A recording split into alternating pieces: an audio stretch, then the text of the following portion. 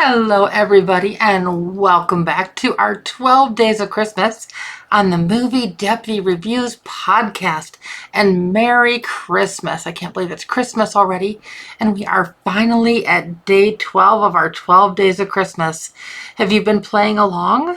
I sure hope so. We've got a lot of submissions, and I really didn't think I had made it quite as hard as I guess I did. So I'm not going to necessarily apologize for it. I just thought maybe it might have been a little easier to figure out. We had just shy of 200 submissions. We got one correct answer, and we had 3 partially correct answers. And so don't worry, I'm not going to give it away quite yet. I'm going to go through the clues, and I'm going to talk about how these tie into what the answer was. Now, you probably saw the title on the episode labeled "Twas the Night Before Christmas." And yes, that is part of the answer. But I want to get through the clues here, and then I will reveal what our prizes were, and I will also reveal a little bit more of the details, and I'm going to actually review this as well. I mean, seriously, Movie Deputy Reviews, did you expect me not to review this? Seriously? And it has been such a busy day going through the submissions, and like I said, I'm giving credit to the people that at least guessed that it was "Twas the Night Before Christmas." And like I said, there was only one person that figured out that it was actually this particular cartoon. So again, part of me wants to apologize, and at the same time, I'm like, nah.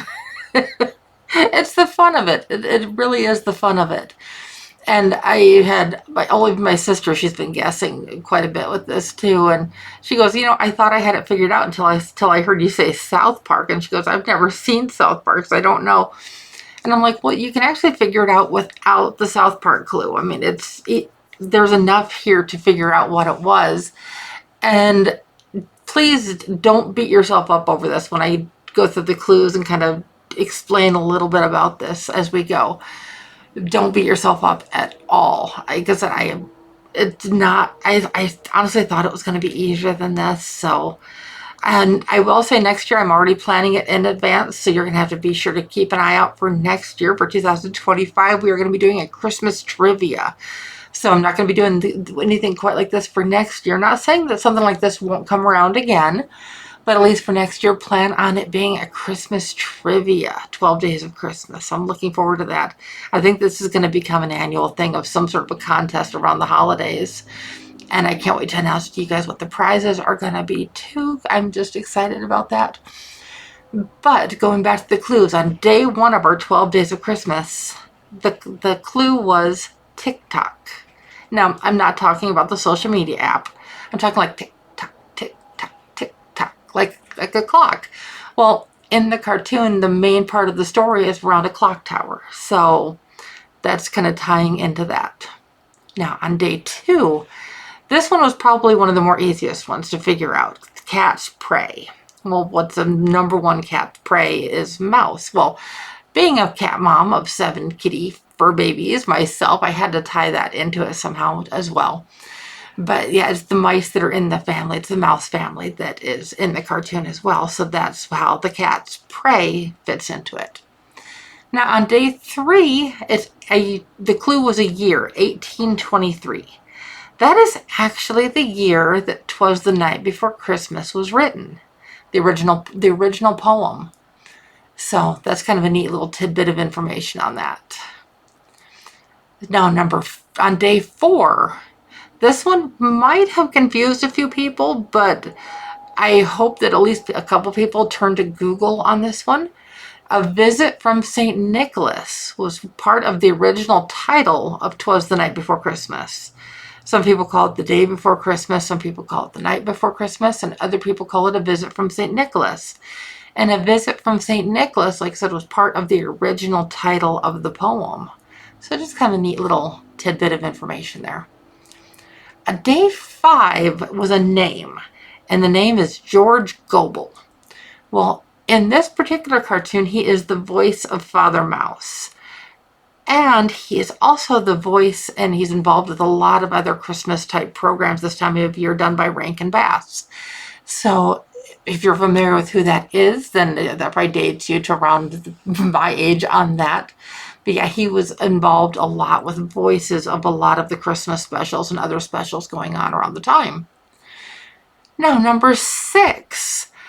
I had some really unique guesses after 6 because people were already submitting guesses. And one of them was from somebody close to me, and she's like, is that Tigger? She goes, is this like a Winnie the Pooh reference?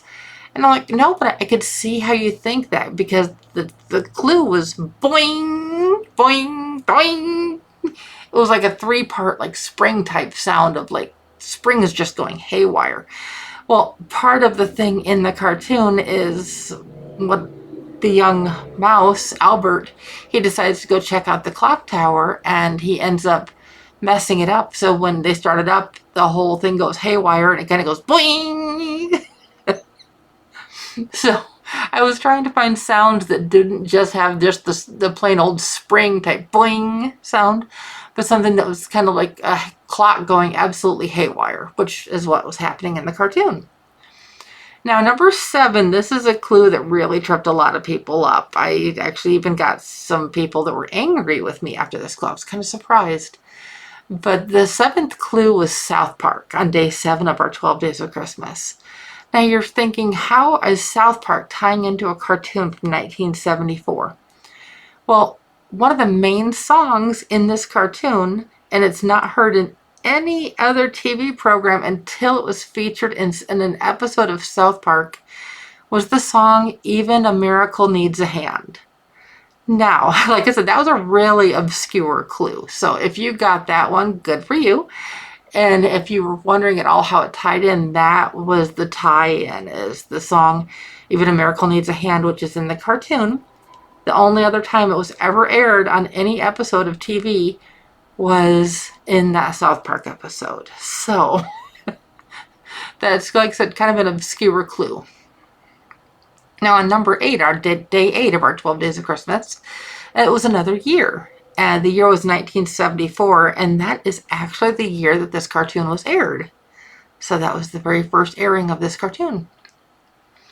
Now on day 9 is another name, Joel Grey. Now, if you were at all familiar with who George Gobel was, or if you had looked that up at all, you had also seen that Joel Grey was a very common name around some of these Christmas specials. And in this particular cartoon, he is the voice of Joshua Trundle, and don't worry, I'm coming back to that in a second, but he is also the narrator. So Joel Grey was both the narrator and one of the lead characters in the story as well. So that's how that tied in. Now, number 10 was another one of our clues that kind of tripped a few people up, of letter to the editor. Now, in this story, Albert Mouse, who is one of the characters, writes a letter to the editor of the newspaper, and doing so really upset Santa Claus. And don't worry, I'm not going to spoil how the story goes for you, but it's that letter that kind of sets everything for this entire show in motion. So that's how that ties in. And then number 11, I didn't mean to trip up so many people on this because my brain did not immediately go to the furniture. But the word Trundle, it's the last name of the family in the cartoon. And it also happens to be a piece of furniture. And so I did not mean to trip you guys up with that at all. But yes, this is the last name of the family. The mother and father are Sarah and Joshua. And it is just that's their last name. So that is how all of the clues tie in to our show, Twas the Night Before Christmas. Now, this show is available on like AMC Plus, or you can buy it on Amazon Prime Video. I think it's like $4 or $5, something like that. If this is something you want to check out, it could be found in pieces on YouTube, but I don't know if the whole thing is on there anywhere. But yeah, this has just been kind of a fun adventure to do this with you guys and to review the story. I guess I kind of gave a little bit of it away with the clues, but Albert Mouse, he is kind of the teenager of the family. He decides to write a letter to the editor of the local newspaper because he does not believe in Santa. He does not believe in the reindeer. He does not believe in any of it. He is very logical, very analytical, and the whimsy just is too much for him to understand. And so when he writes this, and he basically signs the whole town instead of just his own name. And so when the Santa Claus gets word of this, he basically decides to skip the entire town. Like nobody in the town is getting nothing. It's kind of like the old song, I'm getting nothing for Christmas. But literally nobody in this town is getting anything for Christmas because of this letter. And it is up to Joshua Trundle, who is the father, pardon me, not the father mouse, but the father of the family. And he is a clockmaker and a clock repair person. So he decides to build this clock to try to reach out to Santa. And it's like, hey, we love you, Santa. We believe in you. Come back. And it's just kind of a whole thing of errors. I mean, as per the boing sounds and things like that, you can imagine that gets a little bit chaotic.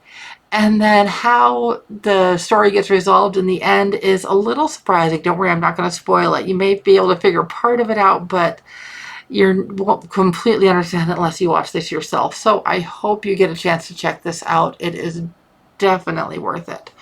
So you're probably wondering what our prizes are.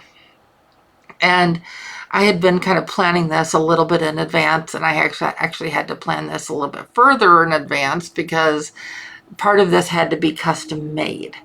Now, you may be wondering, what? Well, and then part of these things are also going to have to be custom made, so that's going to take actually a little bit more time. But for our runner-up winners, our 3 runner-up winners that got the answer that it was "'Twas the Night Before Christmas," they thought it was just the poem. And so they are going to receive a movie deputy screensaver, which is, I think it's really cool myself. It was designed by me, and I had hired some graphic artists to make it for me. But it is a popcorn container with the movie deputy logo with popcorn popping out of it. And I think it's really cool myself. And so be on the lookout for that. I sent you an email link to just confirm just that I did have the right address before I send that file over to that. And it's not going to be a traditional like Windows or Apple screensaver. It is a separate file. I have it for Linux, I'm going to mispronounce that, Windows and Apple. So I also need to know what operating system you have. So, and again, I reached out to you in the email if you sent me one of those correct answers on that. And then you will also be receiving a custom Movie Deputy Christmas ornament saying that you are a winner of our 2024 12 Days of Christmas. So I think that's going to be really exciting. And that will also have your name on it as well. So like I said, that'll take a little bit longer because I have to order those. And our grand prize winner, Martha H. in Southfield, Michigan, she will be receiving, so she gets back to me. So she didn't include her shirt size. So I kind of need that because she will be receiving an embroidered shirt with the Movie Deputy logo on that as well, with the 2024 12 Days of Christmas grand prize winner, as well as the ornament, the screensaver, and a little something extra that she's just going to have to wait and find out. But Martha, congratulations. I am so glad I had at least one grand prize winner. Yeah, I was hoping to have maybe closer to 100 or so, maybe. I had a lot of the stuff planned out, and like I said, building that screensaver took a little bit of time and kind of getting all this lined up, but it's been so worth it, and this has been so much fun. And I want to say thank you to all of my participants, as this has just been an exciting adventure for all of us. So I hope you come back soon. I will, of course, be back soon, and we will have more Christmas movies coming your way this week. If this is your first night of Hanukkah, happy Hanukkah. And I am just so looking forward to more of this, and I look forward to hearing back from all of the winners that I reached out to. And again, thank you everybody for playing along. Have a wonderful night. And again, Merry Christmas and Happy Hanukkah.